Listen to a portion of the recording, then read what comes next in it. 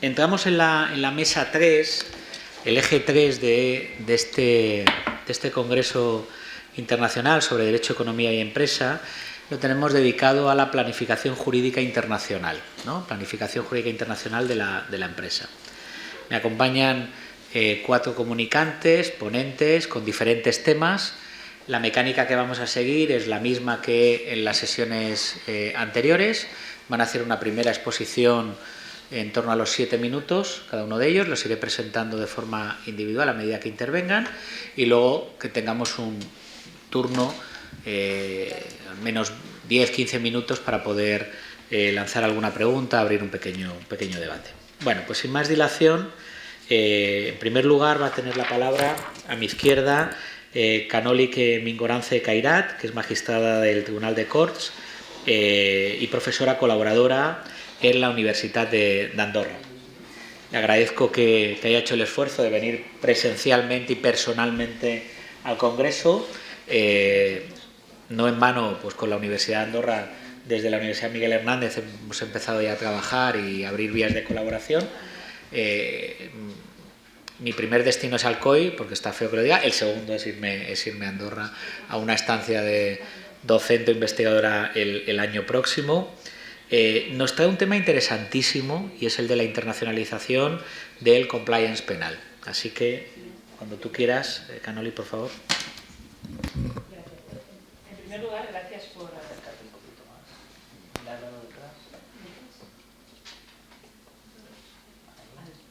Sí, ahora sí, gracias. En primer lugar, gracias por invitarme. Voy a hablar de la internacionalización del compliance penal, porque es un tema que, como lo comentaba esta mañana mi compañero de Perpiñá, el derecho del compliance es un derecho que se tiene todavía poco en cuenta frente a la fiscalidad o a otros problemas que puede plantear la empresa. Pero en caso de crisis, les aseguro que tiene una importancia primordial. Y en la internacionalización especialmente. ¿Por qué? Porque las normas del GAFI, las recientes modificaciones, han ido evolucionando ya no hacia una obligación del sujeto obligado, sino hacia una obligación de lo que se está llamando el sujeto sensible al riesgo. ¿Qué sujeto es sensible al riesgo a nivel empresarial? Pues cualquiera que tenga algún riesgo de blanqueo, de contacto con la corrupción y demás. Con lo cual ya no estamos hablando solo del sector financiero, sino que estamos hablando de cualquier persona que interacciona con el sector público. Empezamos con las grandes constructoras, con la contratación pública, pero ahora ya estamos entrando con los problemas de importación y exportación y la gente que trata, por ejemplo, con duana. El ámbito ya es enorme. Y el análisis del riesgo que exige, que lo exige el GAFI a los Estados, pero lo que está exigiendo a los Estados no es que lo cumplan ellos, sino que les exijan a sus empresas cumplirlo, con lo cual hay que tener en cuenta que las unidades de inteligencia financiera de cada país, en España el SEPLAC, pero en el país donde se implante la empresa, el que allí haya, porque lo hay en todos y todos siguen esta normativa, es lo que nos va a exigir cumplir en caso de que haya cualquier problema. El riesgo, la adaptación al riesgo tiene que ser al riesgo del entorno a nivel interno y a nivel externo. Es decir, el compliance que hayamos establecido en nuestra empresa matriz no nos sirve para nuestra empresa filial. Si esta empresa filial está en un entorno diferente, la lógica es que así sea.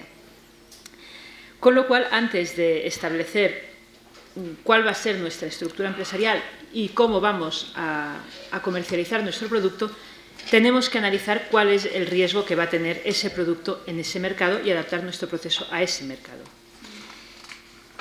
Por lo tanto, estoy hablando de un costo importante para estudiar la internacionalización de entrada, si nos conviene o no, pero también después puede tener un costo diferente su implementación en la empresa. Es decir, a nivel previo habría que identificar al cliente potencial, establecer tipologías de clientes en función del nivel de riesgo y adaptar nuestra política comercial. Y el nivel de riesgo no dependerá solo de nuestro cliente, sino de nuestro cliente en ese mercado concreto. Con lo cual, el compliance que hemos hecho para el cliente con el que llevamos años trabajando no lo podemos extrapolar directamente a nuestra filial. Cuando se habla de entorno, no se habla solo de clientes, sino también del entorno del país, del entorno a nivel normativo, a nivel político y a nivel funcional. Es decir, aunque el país tenga una normativa igual que la nuestra, si tiene un funcionamiento diferente, si tiene un nivel de corrupción elevado, tendremos que adaptar nuestro compliance a esa situación. Y este entorno se entiende también aplicable a nuestros partners. Es decir, no solo tenemos que ver quiénes son nuestros clientes, sino también tenemos que ver quiénes son nuestros subcontratados, quiénes son nuestros proveedores de servicios y demás. Las últimas evaluaciones del GAFI han puesto también hincapié en los empleados. En el entorno interno, que antes se valoraba solo los procesos productivos y la cadena decisoria, ahora también estamos hablando de los porcentajes de locales y de expatriados y de quién son nuestros empleados locales y cómo los contratamos. El hecho de que pueda haber un problema con uno de nuestros empleados, con el que no hayamos hecho un mínimo compliance previo en estas materias, tiene un riesgo de contagio no solo para la empresa en cuanto a la responsabilidad penal de la empresa, sino también para la empresa matriz. Ya les digo, es una cosa que de entrada no se piensa mucho, pero el día que haya un problema, el riesgo reputacional puede llegar a ser una verdadera bomba. En ese sentido, también la relación con la matriz deberá de estudiarse y regularse por la simetría jurídica que habrá entre ambos entornos. Esta simetría jurídica deberá de ser tratada en las relaciones con la matriz, es decir, qué información pide la matriz, qué información pide la filial y cómo se intercambia entre ella. Así como establecer protocolos de actuación para evitar la contaminación y establecer una serie de protocolos que permitan un cortafuego en caso de que haya una incidencia. Me han pedido 7 minutos, creo que estoy en los 7 minutos. Te queda, si quieres cerrar. Bien, vale.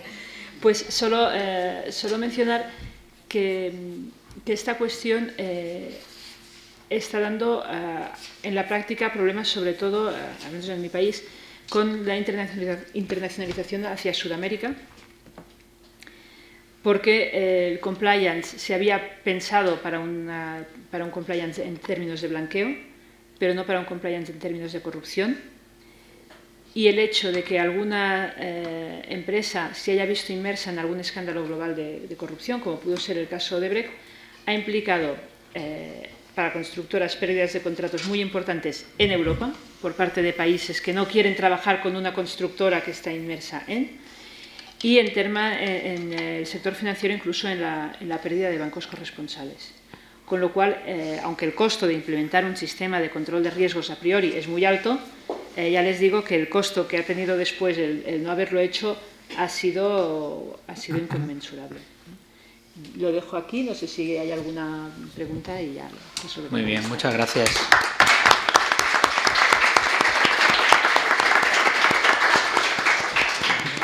Muy interesante la aportación. Luego en el debate, si tenemos ocasión, hay alguna idea que sí que me gustaría a lo mejor que pudiéramos comentar. Bueno, a continuación interviene en el extremo derecho de la mesa don Emilio Castro Durán, por parte de la Universidad de Granada, y él nos va a hablar de la sumisión al arbitraje comercial internacional español en la planificación jurídica de la empresa. Emilio.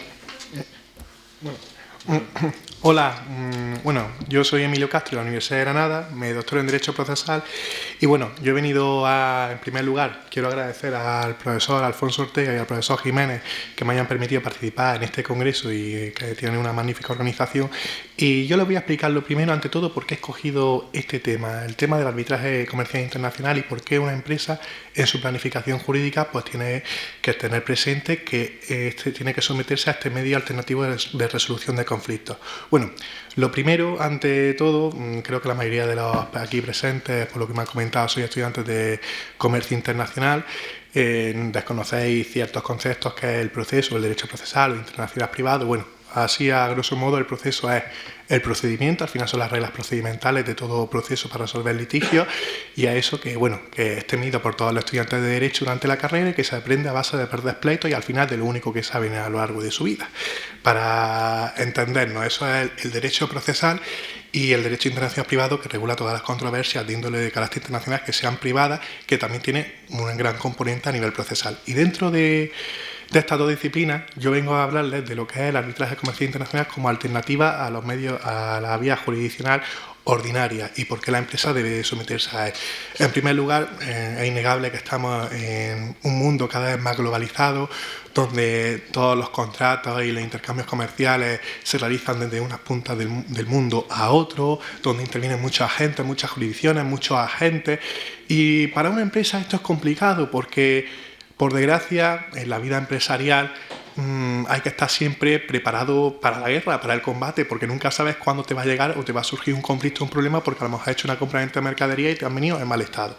Donde me dirijo yo, que el tribunal es el competente, que la ley se aplica, o a lo mejor no me interesa el estado donde tiene que resolverse esto, porque tiene a lo mejor pues una ley que no me interesa. Entonces, al final, ¿qué solución nos da el derecho? En este caso tenemos el arbitraje, que es un medio de resolución de conflictos heterocompositivo, en la cual hay un tercero imparcial o varios terceros imparciales, que son los árbitros que emiten una resolución que reviste la forma de laudo, que sería el equivalente a una sentencia para entendernos todos los que desconozcáis todo el tema jurídico. ¿Cómo se regula? Porque hay el arbitraje, bueno, yo aquí os lo vengo a contar, que es sobre qué normativa está amparada. Bueno, hay un consenso internacional, porque a raíz de la Convención de Nueva York de 1958 se suscribieron a la ley modelo de las Naciones Unidas casi todos los estados del mundo de arbitraje comercial internacional. En todas sus leyes nacionales han adoptado esta ley de referencia para poder regular sus propios arbitrajes comerciales internos, y al final es un mecanismo pues bastante uniforme que se ha desarrollado muchísimo en la práctica y está dando muchísimas resoluciones positivas a todos los problemas, porque, por ejemplo, ya que estamos entrando en materia, ¿qué ventajas proporciona realmente el arbitraje comercial internacional frente a la vía ordinaria? Bueno, lo primero es la especialización, porque no es lo mismo. A ver, para entendernos, hay una cosa que se llama libra nobis curia, por el cual el juez tiene que conocer el derecho, se presume que lo conoce, pero claro, no te dice que te va a conocer de qué van las inversiones, hasta dónde llega su conocimiento, cómo te va a resolver el juez un tema si no tiene ni idea, porque vamos a estar claros, si tú presentas al final una demanda en vía ordinaria de 500 folios sobre un problema o una controversia, lo primero que va a hacer el juez, que no sabe de la materia, va a decir, yo esto, ¿cómo voy a resolver esto? Va a intentar archivarlo por todas las maneras posibles. Eso es lo primero que le va a venir a la cabeza. Y luego, cuando formule reforma o recurso de apelación de manera subsidiaria, pues luego ya intentará, una vez que empiece el procedimiento, pues restringir toda la proposición de medios de prueba posibles para intentar reducir la causa al mínimo, y al final va a tener una resolución pues que no va a estar acorde a tus circunstancias, y además va a ser lenta, se va a dilatar el procedimiento, y eso es al final lo que te va a ocurrir.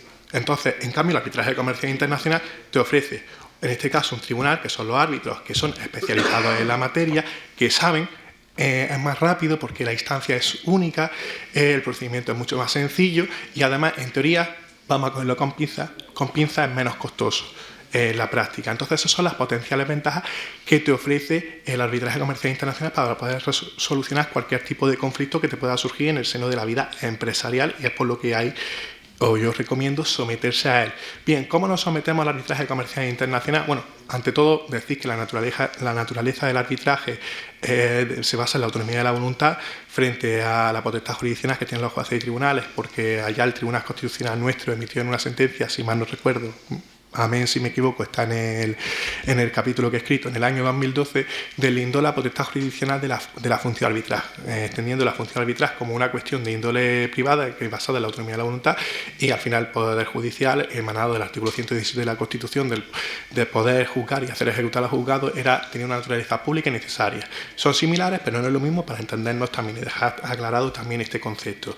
Frente a ello vamos a avanzar. ¿Cómo nos sometemos al arbitraje comercial internacional? Pues existen varias maneras. El convenio arbitral, que es el documento mediante el cual tú te sometes, puede ser de muchas formas. Tú puedes tener un convenio tipo y decir, a este convenio nos sometemos porque tenemos relaciones fluidas con una empresa china y tenemos muchos intercambios. Pues cerramos un convenio en el cual decimos que todos los contratos que surgen en el seno de nuestras relaciones se van a regir por ese convenio. Que tenemos una relación menos fluida con alguna parte de carácter esporádica, siempre incluir en el contrato, que también es otra forma de incluir la cláusula, es decir, que nos sometemos a la Corte de Arbitraje de Madrid para resolver todas las controversias de este contrato. por ejemplo. O sea, existe muchas maneras. Luego también existen otras formas, que es la referencia en el convenio, es decir, vamos a resolver todas nuestras cuestiones en base a tal documento o a tal contrato en el cual firmamos un convenio de arbitraje. También puede surgir convenio por un cruce de comunicaciones, que es llamado convenio informal superpuesto, mediante las cuales las partes pues, se cruzan unos correos electrónicos y dicen vamos a acudir a arbitraje. Eso también es válido, siempre y cuando se cumple el formalismo de que es escrito y tal y como ha expresado, que no es un carácter necesario, pero sí es muy importante y defiende la gran mayoría de la doctrina de los internacionalistas privados, que se dedican al derecho internacional privado. Al final, para continuar, y no me quiero enrollar mucho más porque no sé si cómo voy de tiempo, quiero comentar que una vez que nos hemos sometido al arbitraje comercial internacional, la eficacia que tiene. Pues una vez que nos sometemos a él, la eficacia es que vamos a tener que acudir sí o sí al arbitraje, y si una de las partes no acude al arbitraje, uno inicia la solicitud de arbitraje y se va directamente a la vía jurisdiccional, pues mediante la declaratoria, que es un instrumento procesal, se puede rechazar la jurisdicción y la competencia de un determinado tribunal. Eso sí, tened en cuenta que en el momento que no se interpone declinatoria y que ambas partes llegan y se someten al tribunal de manera tácita, se está por completo, se está desvirtuando al final la cláusula o el convenio arbitral. O sea, es muy importante plantear la declinatoria y no llegar que si te pone una demanda teniendo una cláusula firmada, llegáis directamente a aceptar lo que te pone la demanda. No, pones tu declinatoria, nos vamos al arbitraje comercial internacional. Respecto a los distintos tipos de arbitraje, la ley, se reconoce que existe el arbitraje ad hoc, donde las partes designan los árbitros, el procedimiento, la ley aplicable, y pueden, digamos, articular, mediante ese principio que es la autonomía de la voluntad, pueden articular todo el proceso. Recomendación: no hacer esto, porque al final los convenios se redactan en distintos idiomas y al final hay que atenerse también al idioma en el que se redactó el contrato. A lo mejor directamente una cláusula genérica, que nos remitimos a las normas y al procedimiento de la corte arbitral, o sea, el arbitraje institucional de tal institución, porque hay instituciones especializadas en el arbitraje que tienen sus propias normas y que son muy claras. A lo mejor es someterse directamente a todo este tipo de instituciones para resolver nuestras controversias y evitar propias disputas también sobre el arbitraje.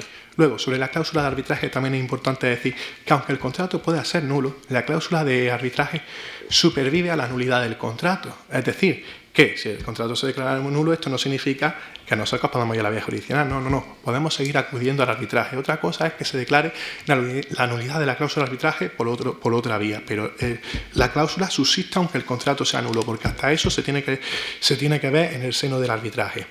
Luego, finalmente, el procedimiento del arbitraje es sencillo, una fase previa donde se hace una solicitud de arbitraje que tiene más o menos el equivalente a una demanda, como dice la doctrina procesalista, hay una contestación, luego si se formulan nuevas pretensiones, pues da la opción de introducir nuevas alegaciones, o sea, es muy parecido al formato que tenemos en ese sentido con el proceso civil, y una vez ya que se ha iniciado con la solicitud de arbitraje y las partes han expuesto cuáles son sus pretensiones, pasaríamos a la fase intermedia, donde se cierra el acta de emisión, donde ya se ha determinado el lugar, el idioma y cómo se va a desarrollar el arbitraje, cuestiones formales para a la hora de desarrollar el procedimiento. Luego vendría la fase procedimental, donde finalmente ya se desarrolla el procedimiento y se practican los medios de prueba, y ya vendría la terminación del proceso, normalmente por laudo, que puede venir terminado de manera anticipada mediante acuerdo entre las partes, y ese laudo podrá ser ejecutable según la Convención de Nueva York en todos los estados que hayan suscrito dicho convenio. Y con esto no me quiero extender más porque ya me estoy enrollando demasiado y entiendo que quien no sabe el tema pues es un poco árido esta materia, pero bueno, yo le animo en el futuro y en su vida profesional que si ustedes tienen empresas,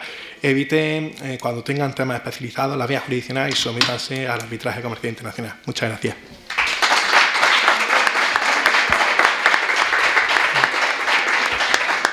Muchas gracias, Emilio. Respira. Sí, es que no me daba tiempo. Gracias. Luego en el debate hablamos de si recomendamos o no, desde la experiencia. A ver. Bueno, a continuación, en el otro extremo de la mesa va a intervenir Manuel Ramón Ribes Folleda, abogado en Ribes Abogados, codirector de la Cátedra de Relaciones Privadas Internacionales de la Universidad Miguel Hernández de Elche y el Ilustre Colegio de Abogados de Orihuela. Buen amigo, mejor persona, un gran estudioso, sobre todo de eso que supone o que es el derecho de las nuevas tecnologías, y estamos encantadísimos, Manuel Ramón, de tenerte aquí en el Congreso y todo oídos. Él nos va a traer una comunicación sobre la economía digital, retos y objetivos. Bueno, muchas gracias, Alfonso, muchas gracias a la Universidad Politécnica de Valencia, al campus de Alcoy, al profesor Jiménez y a toda la organización por darme la oportunidad de participar con esta comunicación en este congreso tan interesante.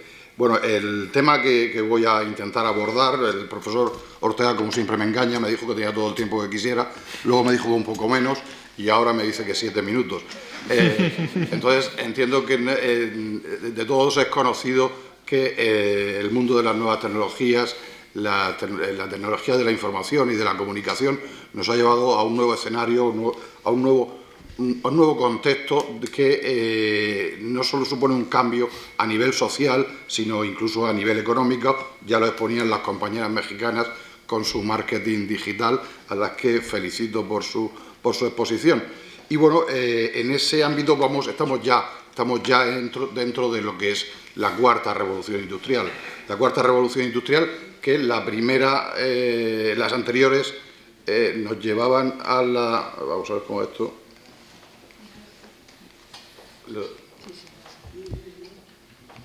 Ahora. Lo he pasado yo. Si quiere me va diciendo y yo paso. Que teóricamente debería de pasar. Dame el teclado. A ver. Ay, no sé si va a llegar. ¿Quique?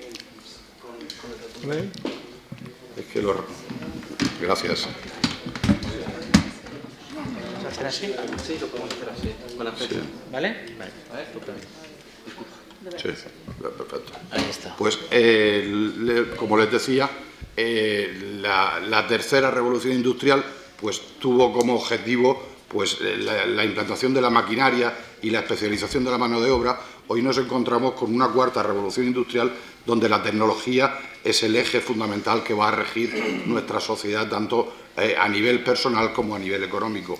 En este contexto, pues los objetivos que me pretendo marcar con este trabajo, que es una entrada, o sea, intentar transmitirle una serie de ideas para que puedan ustedes ahondar en el trabajo, en el estudio y en la investigación de esta materia, que creo que nos va a ser muy interesante ya en el presente, por lo tanto, en el futuro. Por lo tanto, entender los retos a los que se enfrenta la empresa ante una economía digitalizada y globalizada, comprender las múltiples oportunidades y retos que nos aporta la utilización del Big Data en el entorno económico y exponer las infinitas posibilidades que la inteligencia artificial y su potencial transformador en cualquier ámbito de la economía. Ello sin dejar de lado cuál es la rama a la que me dedico, que es la rama del derecho, es la necesidad de avanzar con el respeto a los derechos civiles de siempre, avanzar en conceptos jurídicos tradicionales hacia un nuevo derecho digital. En ese contexto debemos abordar aquellas novedades más importantes que se han puesto de manifiesto en ese nuevo escenario de la economía digital. En particular, como decía, pues los desarrollos tecnológicos del impacto del Big Data y la industria 4.0. No es discutido que la llegada de la sociedad digital ha puesto de manifiesto su referencia a un nuevo modelo económico, donde sus innovaciones se dirigen de forma inequívoca a modelos inspirados en desarrollos tecnológicos. Esto no debe llevarnos a una visión exclusivamente economicista, sino del entorno digital, ya que si la economía tiene importancia vital en la sociedad, resulta indispensable un entorno normativo que asegure una estructura y seguridad jurídica en el funcionamiento de cualquier sociedad. Por todo ello, debemos de enfrentarnos a una economía digital que debe de llegar a conseguir una estructura de un derecho digital donde, como decía, se respeten los principios que estudiamos del derecho romano, pero que podamos llegar a una situación donde se pueda regular el derecho digital que ya estamos utilizando día a día. O sea, es un poco inconcebible para el jurista tradicional pues pensar en los smart contracts, los contratos inteligentes, en el blockchain, que a través de una cadena de bloques pues se generen pactos autoejecutables en los que ni interviene ni el abogado ni interviene el juzgador. Entonces debemos de intentar llegar a ese concepto en el ámbito digital. Yo invito a a la Universidad Politécnica de Valencia, que en el ámbito del derecho que tienen previsto implantar aquí en la ciudad de Alcoy, que el derecho digital sea una de las asignaturas que los estudiantes puedan acceder de forma amplia. El impacto del Big Data en la economía y en la empresa es evidente. O sea, hoy los datos es el petróleo. El petróleo de hoy en día son los datos. Entonces, la empresa tiene que adoptar medidas para proteger. O sea, igual que los datos es una fuente de generación de productos, de servicios o económicos para la empresa, supone riesgos para las personas, riesgos para los consumidores, riesgos para los clientes, riesgos que se viene avanzando a través de la legislación, tanto en Europa del Reglamento de Protección de Datos, como en España con la Ley de Protección de Datos Personales y Garantías de los Derechos Digitales. Con todo ello,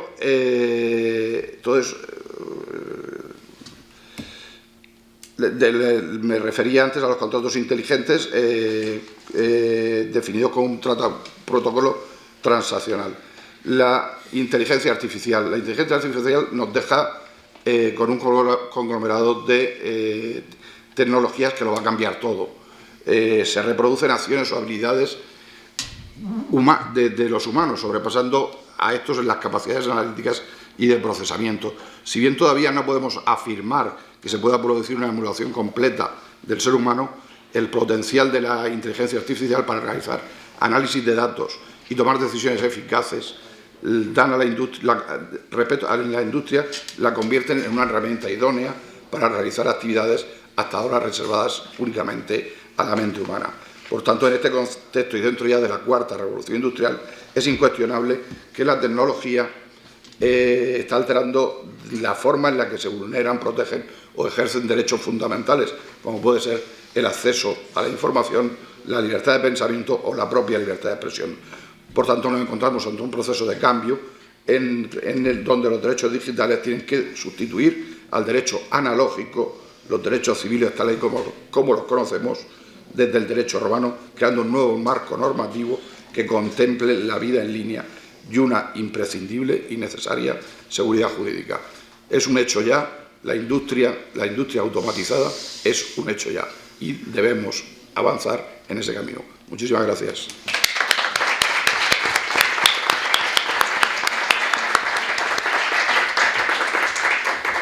Muchas gracias, Manuel Ramón, por tus interesantes aportaciones. Vamos a cerrar esta mesa con la intervención a mi derecha del profesor Pablo Melgarejo Cordón, de la Universidad de Granada. Él nos trae un tema interesantísimo. Seguimos con mecanismos alternativos a la hora de poder resolver conflictos. En particular, él nos va a hablar de la eficacia en España de los acuerdos de mediación alcanzados ante la eventual adopción de la Convención de Singapur. Profesor Melgarejo, somos todo oídos. Aquí. ¿Tiene? Ahí. ¿Sí? ¿Me oye? ¿Ahora? Por detrás. ¿Ahora? A ver. No, aquí. Ahí va. ¿Me oye bien? Ahora sí, ¿no? Bien, pues primero de todo hay que comenzar agradeciendo, como siempre, y creo que cada comunicación que pasa es más compleja. ¿Por qué? Porque no solo por la materia que se esté tratando, sino porque se va acercando la hora de comer y entonces es más complicado concentrarse y estamos pensando más en la comida que en los acuerdos de mediación, que es lo que voy a hablar yo ahora mismo. No puedo comenzar antes sin dar gracias, sin agradecer al profesor Alfonso Ortega y al profesor Ortega también por su amable Jiménez, por su amable invitación a este congreso. Bien, las relaciones comerciales, que se ven ampliamente influenciadas por los avances tecnológicos, se tornan cada vez más complejas. Y más aún cuando se acredita la existencia de un elemento internacional en esa relación, es decir, cuando se conecta o cuando se ven influenciados varios ordenamientos jurídicos. En la actualidad, la práctica habitual ante el surgimiento de un conflicto en materia comercial, tal como explicaba el profesor Castro Durán, es que las partes recurran al arbitraje comercial como un mecanismo de resolución de conflictos extrajudicial, debido, y en gran manera, tal como nos expuso, a que las partes prefieren un tribunal especializado, un tribunal que conozca la materia, un proceso más rápido y menos costoso. No obstante, yo venía a hablar de mediación, no de arbitraje. La mediación también es un método de resolución de conflicto extrajudicial que yo considero muy atractivo para el comercio internacional. ¿Y por qué? Pues son 3 razones las principales que yo encuentro. Primero, que las partes pueden elegir a un mediador, que no un árbitro, un mediador especializado en ese tema de conflicto. Segundo, que hay un procedimiento rápido, confidencial y menos costoso, hay que decirlo claro, y menos costoso que un procedimiento judicial, y que es un procedimiento alejado de las mecánicas del procedimiento judicial, es decir, en las que un juez o incluso un árbitro dicta un laudo y las partes acatan. Esto en la mediación hay que olvidarse. ¿Por qué? Porque en la mediación son las propias partes, a través de cesiones, a través de un acuerdo en sus pretensiones, consiguen alcanzar un acuerdo. De este modo, pues parece que se da mayor importancia a la autonomía de la voluntad. Bien, desde el seno de Naciones Unidas, la ONU, consciente de las ventajas que presenta la mediación, se impulsó la creación de un instrumento jurídico que regulase los acuerdos de mediación a nivel internacional. ¿Para qué? Para aportar seguridad jurídica a los mismos, porque recordemos que es un acuerdo entre las partes. Bien, pues fruto de este esfuerzo nace la Convención de Viena, la Convención de Singapur, que tiene 3 objetivos centrales. El primero es complementar ese marco jurídico en materia de acuerdos de mediación internacional. El segundo es favorecer e impulsar la utilización de la mediación con la finalidad de que el nacimiento de un conflicto, de un litigio, de una desavenencia entre las partes no signifique la ruptura de esa relación comercial. Pretende preservar esa relación comercial. Bien, y el tercer objetivo, y el que yo considero más importante y objeto de esta comunicación, es crear un título con fuerza ejecutiva directa. Esto es, que sea directamente ejecutable en todos los estados partes que formen parte de la Convención. Es decir, si en el Estado A, que ha aprobado la Convención de Singapur, hay un acuerdo de mediación que se quiera aplicar en el Estado B, será directamente ejecutable.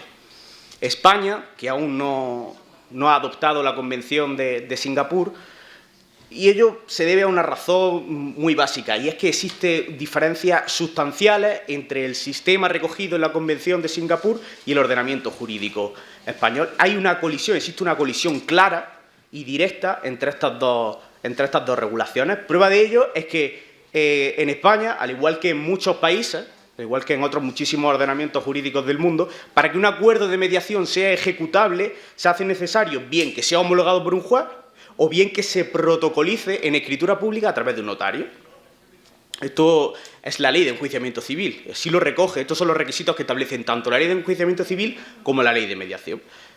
En ambas situaciones, tanto el notario como el juez, ambas autoridades están conociendo sobre el fondo del asunto, por lo tanto se les resta eficacia.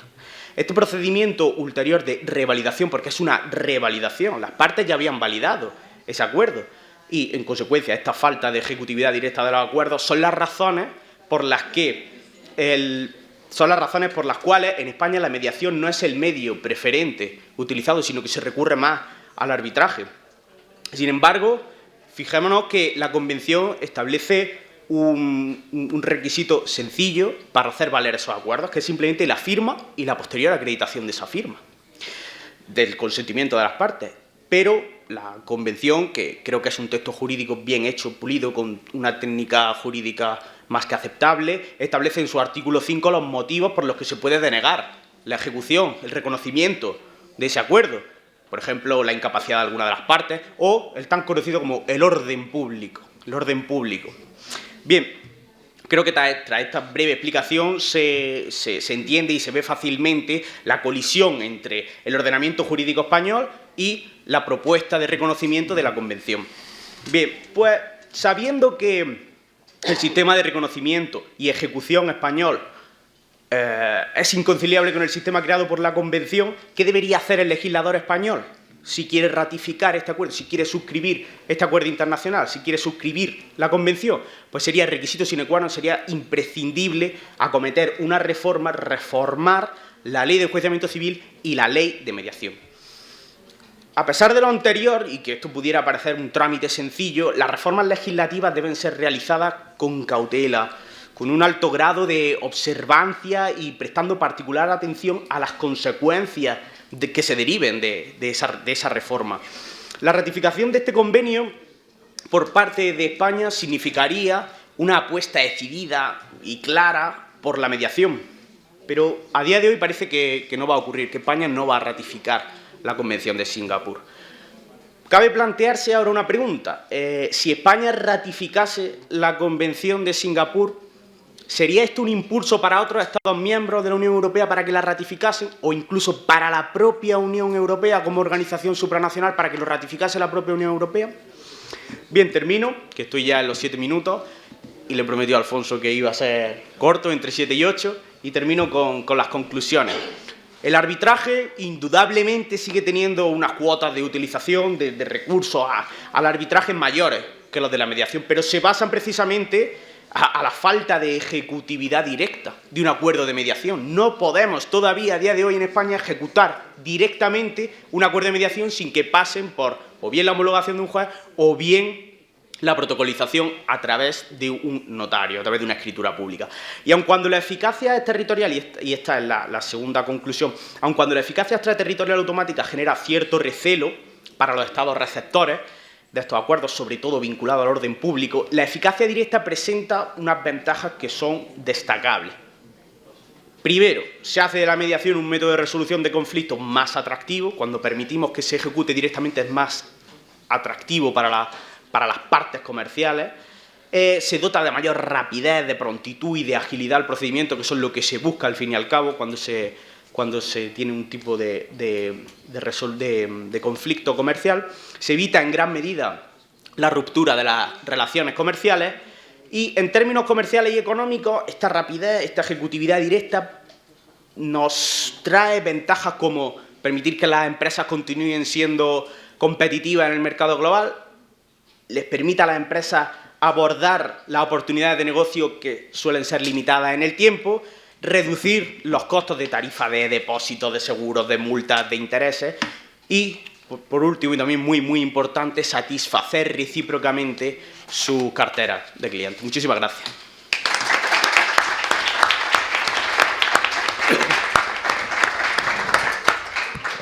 Muchas gracias, Pablo, por tus aportaciones. Bueno, abrimos un turno de debate. Yo creo que tenemos 10-15 minutos para que podamos reflexionar y compartir con los comunicantes. Si alguien quiere intervenir, que sí. Allí, por favor.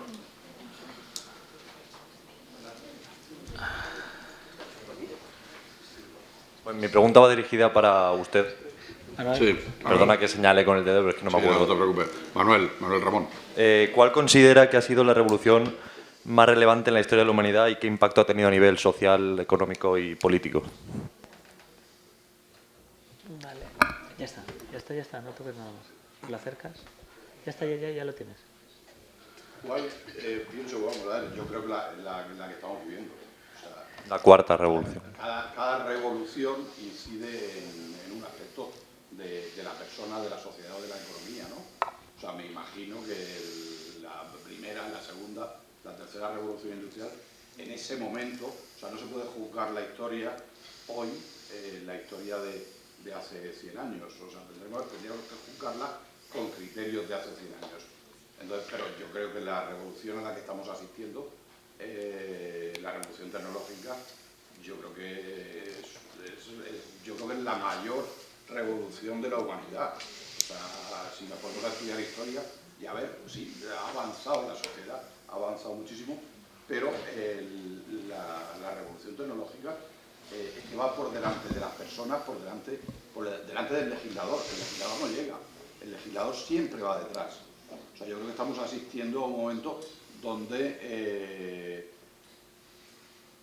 la comunicación, las tecnologías de la información y la comunicación que hoy tenemos, o sea, poder tener información de China en España de forma inmediata, poder tener una videoconferencia. Yo soy abogado y yo no hablo holandés, tengo un cliente holandés y mantengo videoconferencias con él, con un intérprete, el cliente y yo. O sea, eso hace 20 años era algo impensable.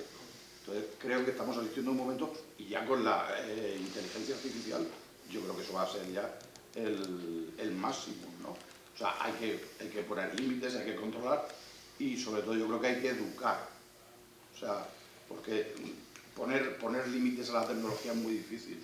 Siempre hay alguien que sabe un poco más y que puede llegar a lugares de la tecnología que nos pueden perjudicar, como adelantaba, a nuestra libertad de pensamiento, nuestra libertad de expresión, ¿no? nuestra propia libertad, ¿no? O sea, el que nuestra libertad se vea coartada, yo creo que es el máximo riesgo que corremos los humanos. Y creo que las tecnologías y la inteligencia artificial pueden poner en riesgo la libertad. Y la libertad de las personas es algo esencial. Se dice que es un derecho fundamental. Yo creo que es el derecho más fundamental que tenemos los humanos, ¿no? Entonces, por eso creo que es con los conocimientos que puedo tener hoy, porque vivo en esta era, y por lo que veo, creo que estamos asistiendo a la revolución industrial o tecnológica más importante de la historia de la humanidad. Y por último, ¿crees que la historia, pues me lo dijo un profesor de universidad, ¿crees que la historia rima pero no se repite? ¿La historia qué? La historia rima pero no se repite. Considera Yo entiendo que hay otra frase por ahí, no puedo citar al autor porque no lo conozco, pero el que olvida su historia está condenado a repetirla. Yo creo que la historia se puede repetir. De hecho, creo que asistimos a un momento social, no quiero que se piense que es político, a un momento social donde la propia tecnología nos está llevando a limitar nuestra capacidad de crítica o nuestra capacidad de pensamiento, porque los mensajes nos vienen impuestos por la comodidad, no por otra cosa, por la comodidad de la tecnología. Y eso es servilismo, eso es perder libertad. Y la libertad, todos los derechos fundamentales, especialmente la libertad, se consiguió a través de revoluciones. Y las revoluciones siempre son con sangre. Y lo que perdamos de libertad lo tendremos que recuperar con otra revolución. Gracias por la oportunidad y responderme. Yo te daría un aplauso, Manuel Ramón.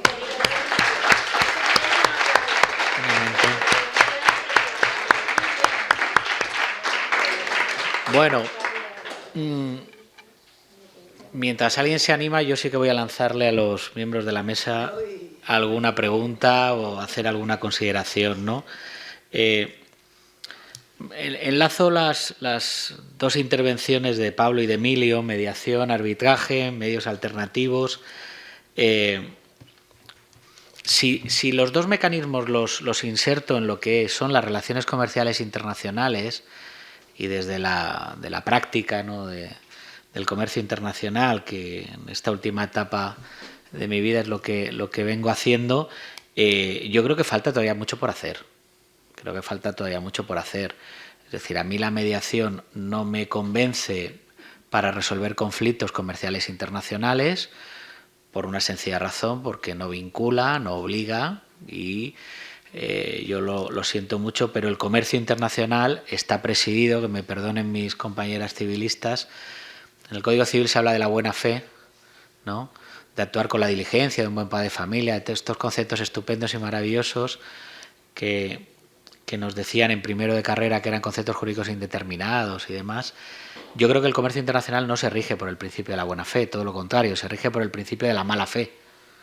Es decir, la otra parte siempre va a incumplir y yo actúo de una forma preventiva para evitar el conflicto, ¿no? Por eso incluyo cláusulas de sumisión en favor de los tribunales o del arbitraje en un contrato, si no, no lo haría. Estoy pensando en que el otro incumple, por eso suscribo una póliza de seguro, por eso voy a un medio de pago como es el crédito documentario y no voy a una transferencia bancaria a 90 días. Es decir, pienso que el otro va a incumplir, ¿no?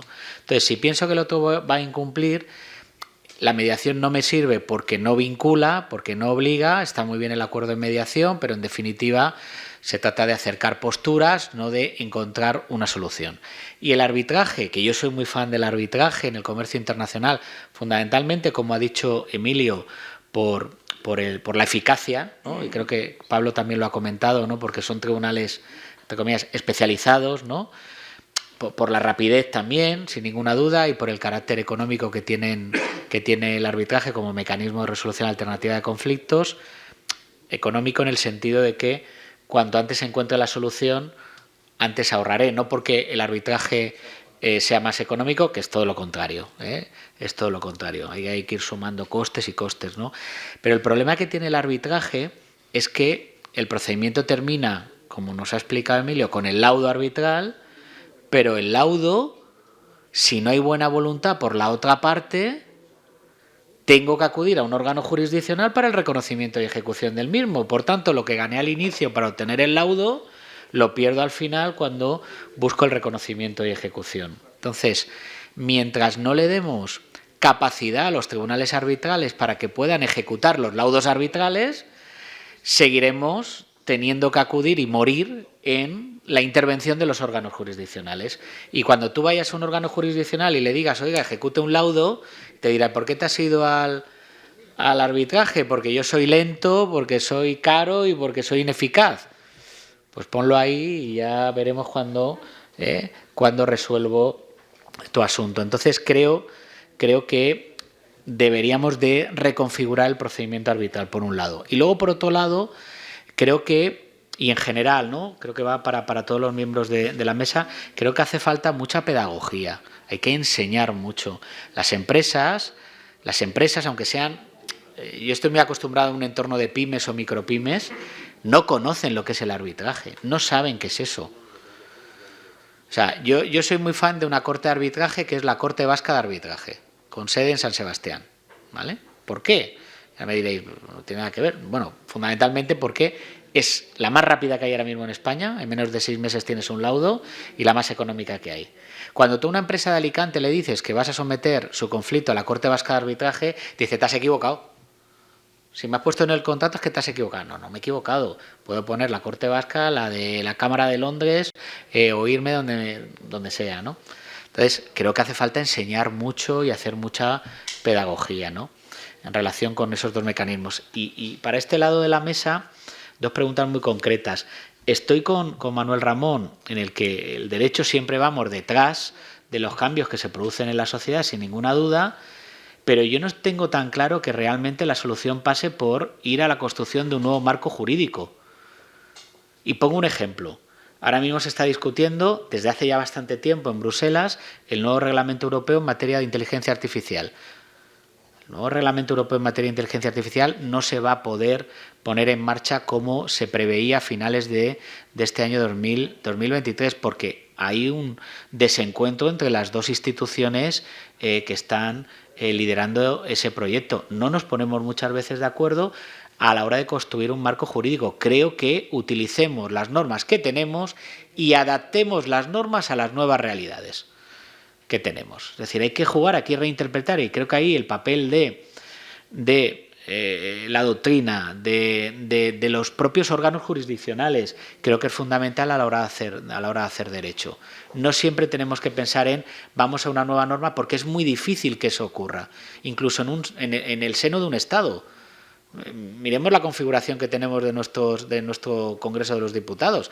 Si es que no podemos sacar adelante absolutamente ni una norma que diga cuál es el tamaño de los tornillos. Es decir, porque todos se van a poner en contra, ¿no? Entonces creo que hay que readaptar la normativa que tenemos y adaptarla a la nueva realidad. Y ahí la labor de universidades, sin ninguna duda, profesores de universidad, abogados que hacen mucho derecho, son los legisladores, yo los llamo subterráneos, porque al final son los que realmente le dan al juez nuevas interpretaciones del derecho. Creo que es clave.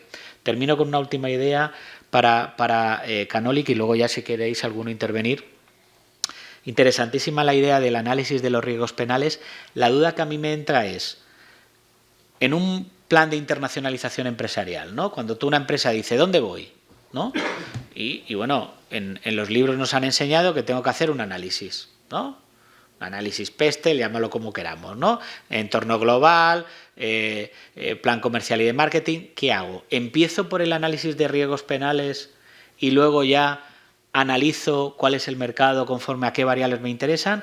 ¿O el análisis de riesgos penales lo incluyo dentro de lo que sería mi análisis de potenciales mercados? Porque a nosotros, por ejemplo, cuando nos llegan a la spin-off alguna empresa que quiere internacionalizar, si tenemos que estudiar mercados, a lo mejor quizás lo más interesante sería empezar por el análisis de riesgos penales y a partir de decirle, mire, el marco jurídico no es adecuado, hay una mayoría de sujetos sensibles al riesgo, como tú decías, no interesa que siga estudiando esto. O lo incluyo como una variable que luego yo pueda, de alguna manera, readaptarla, ¿de acuerdo? Perdonar, pero bueno, el moderar implica que uno puede coger el micrófono. Ahora ya cada uno... Venga. No me entiendo yo. Ahora. Evidentemente, yo estoy totalmente de acuerdo de que no hay que crear un nuevo marco jurídico. Probablemente me he explicado mal, pero sí que pienso que hay que construir un derecho digital. ¿Por qué? Porque el derecho nace de principios. Entonces, cuando yo me refiero a un nuevo derecho digital me refiero a un nuevo derecho que marque los principios de la era que estamos viviendo. ¿Por qué te digo esto? Porque el blockchain no está en el Código Civil, el allanamiento de morada está en el Código Penal, pero hoy ya no allanan mi morada, porque tengo muchas medidas de seguridad para que no entren en mi casa. Tengo alarmas, tengo cámaras, hay policías, hay tal, pero sí pueden entrar en mi vida online, en mi ordenador, y en mi ordenador tengo toda mi vida. O sea, ese delito se tiene que reinterpretar en base a principios. ¿Por qué?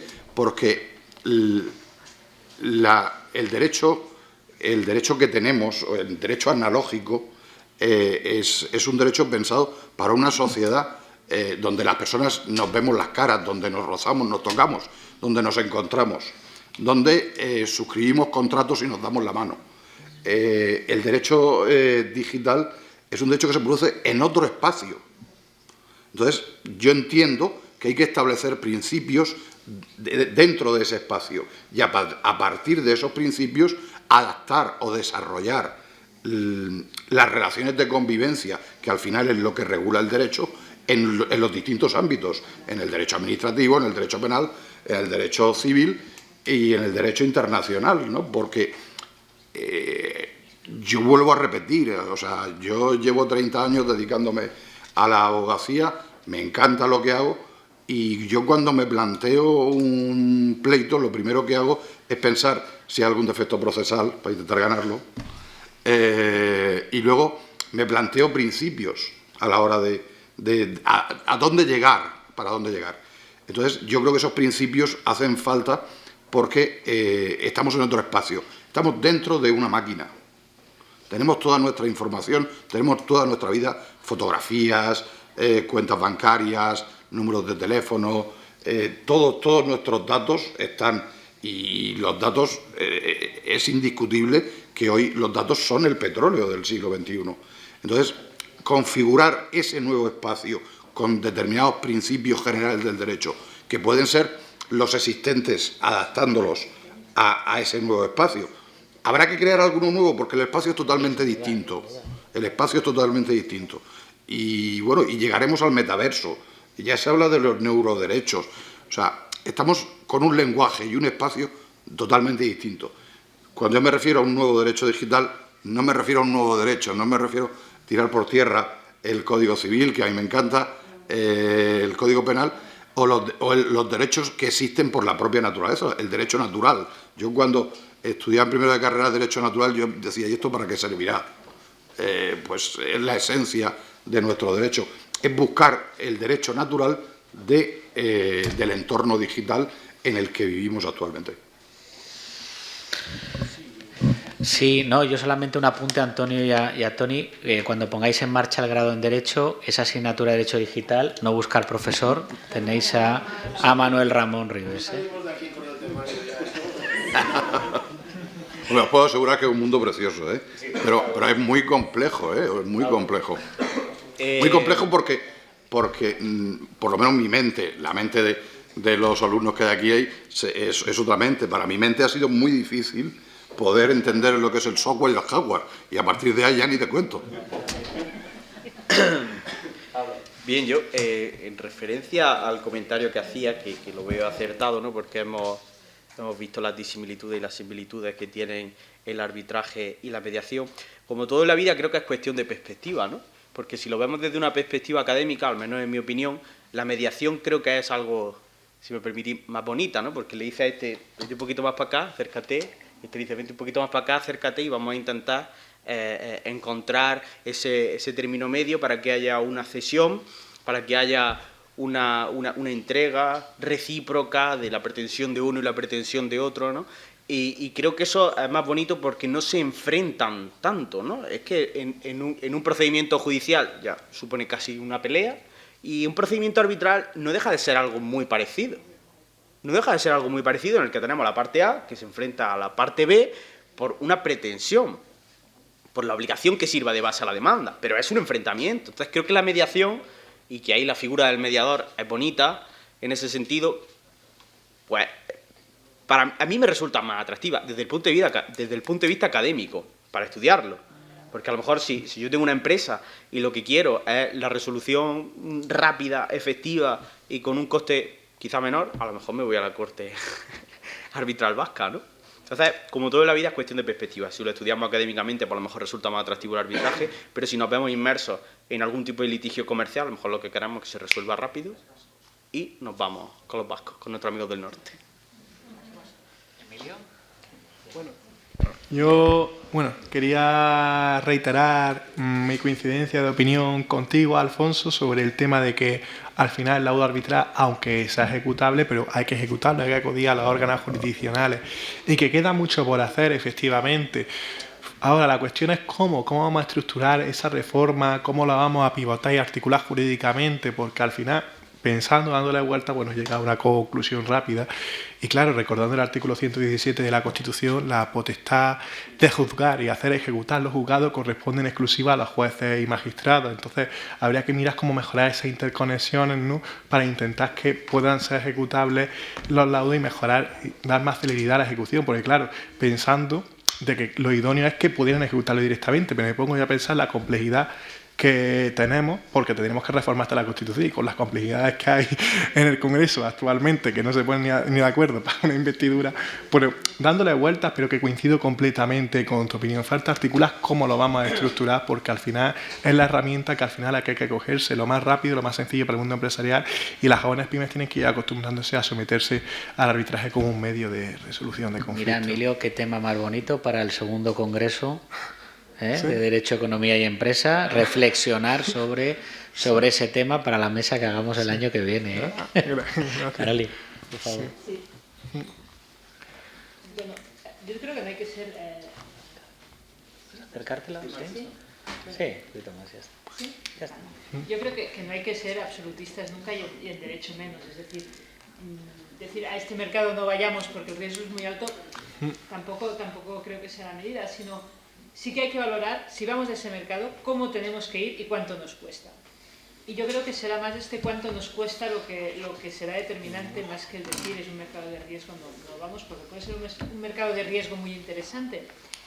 El problema del compliance es que es un sistema muy perverso, porque el derecho público te dice, bueno, autorregúlese usted como quiera, no le voy a homologar, no le voy a controlar, pero ya que haya un problema, como no lo ha hecho bien, se la carga.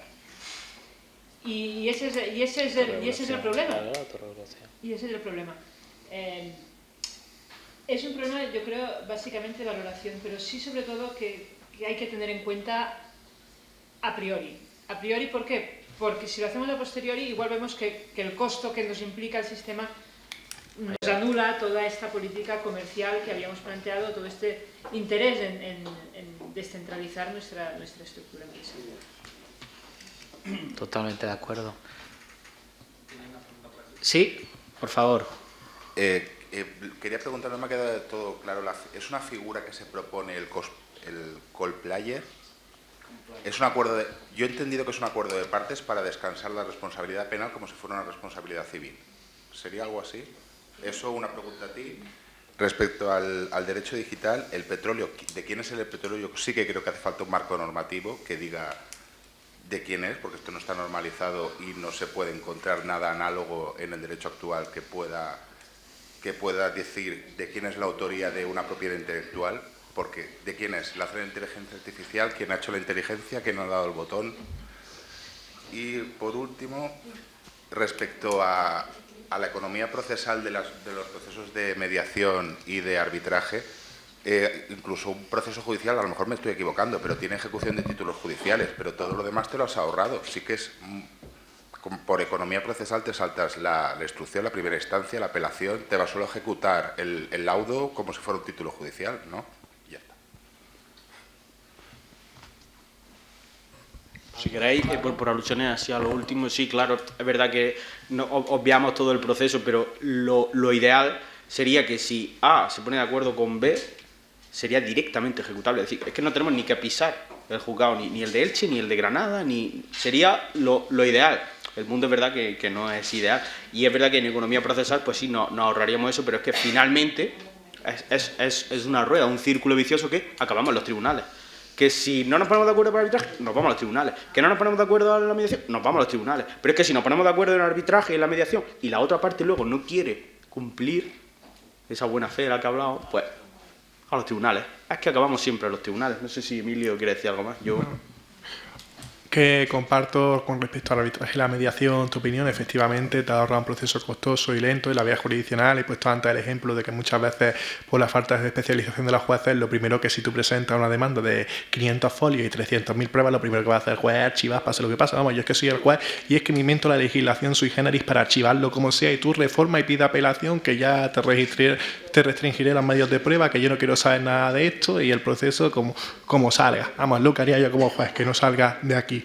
Y luego, aparte, el tema de la ejecución, como bien ha dicho mi amigo Pablo, el laudo, si las partes están de acuerdo, se ejecuta. Si no, pues no se acude a la primera instancia. Efectivamente, como tú dices, se acude, se ejecuta al juzgado de primera instancia competente, el territorio de donde se haya desarrollado el arbitraje, y ahí ya lo ejecutamos. Cuestión que hemos estado debatiendo con el tema de Alfonso, ya para cerrar el tema, cómo mejorar que haya más rapidez, porque si el procedimiento arbitral ya es rápido como tal, llegar luego a una parte donde sí es más lenta, como la ejecución jurisdiccional, luego el tema de las medidas cautelares, porque la ley de arbitraje tiene silencio sobre si se pueden adoptar de forma previa o no, y las medidas cautelares en el proceso, aunque sí se le reconoce, en plan, hay una serie de cuestiones que todavía se tienen que cerrar para poder dar más velocidad.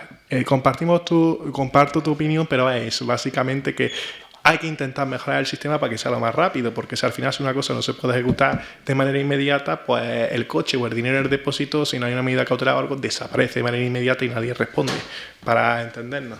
Ya está.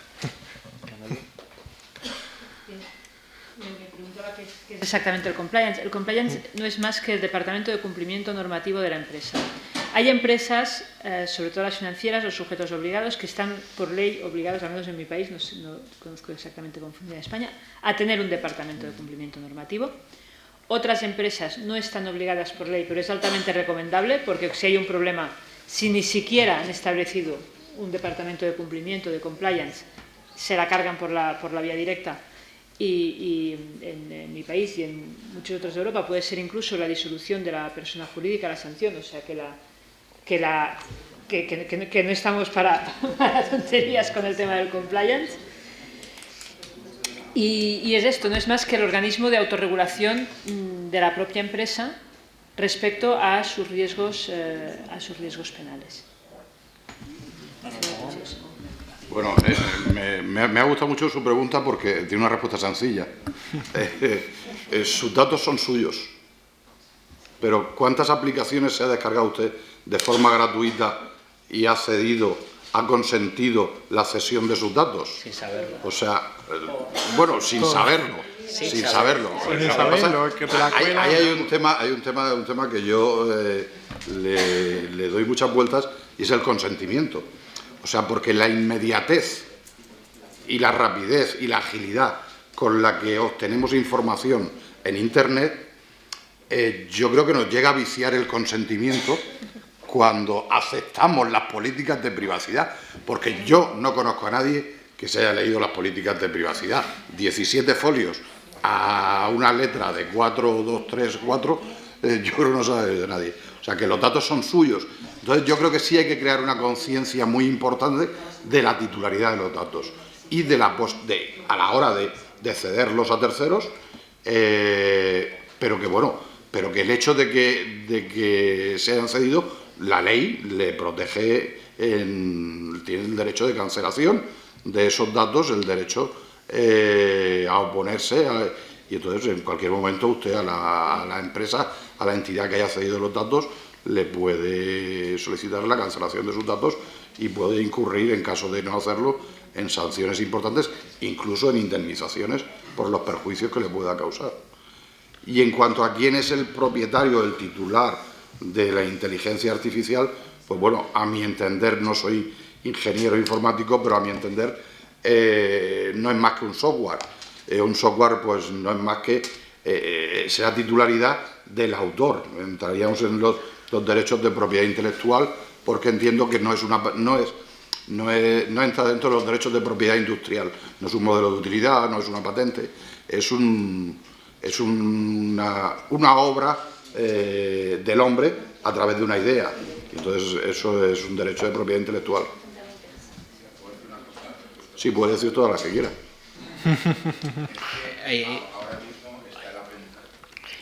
Ahora mismo está el aprendizaje automático, que no sabes de quién ha hecho ese programa, quién ha hecho ese software, porque aprende sola la máquina. ¿De quién es la autoría de esa propiedad intelectual cuando hablamos de derechos de propiedad? Porque para eso... Bueno, yo creo que en principio no sé, ha aparecido el ChatGPT y nadie sabe de quién es, ¿no?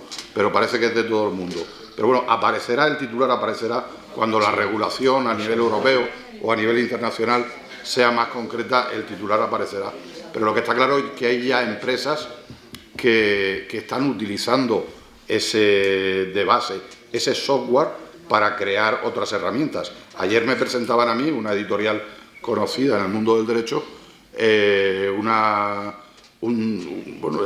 dicen una herramienta de inteligencia artificial que, si bien no hace la demanda, es capaz, si tú le escaneas la demanda que te han interpuesto, de decirte si la jurisprudencia que citan y las normas que citan están en vigor o la jurisprudencia está actualizada o no. O sea, que eso es un hecho, eso es una realidad, y vamos a vivir con ello. Tenemos que aprender y educarnos a utilizarla. Muy bien, pues muchísimas gracias a todos los comunicantes. De aquí han salido temas interesantísimos. A todos los asistentes por sus aportaciones. Creo que el debate se ha enriquecido. Yo les animo a todos a que les lean. Todas sus intervenciones están en el libro del Congreso, que en concreto en la parte tercera, páginas 177 y siguientes, todas las comunicaciones que aquí se han presentado y algunas otras que se han presentado en formato vídeo, que están colgadas en la página web del Congreso. Y además, hoy mismo se ha publicado el libro en Open Access, por tanto, desde la página web de la editorial Colex, uno se puede descargar el libro sin ningún problema y lo puede leer en el teléfono móvil, en la tablet, donde quiera. No hay mejor instrumento para poder coger el sueño que leer Derecho, Economía y Empresa, cuestiones prácticas actuales. Nada más, muchas gracias.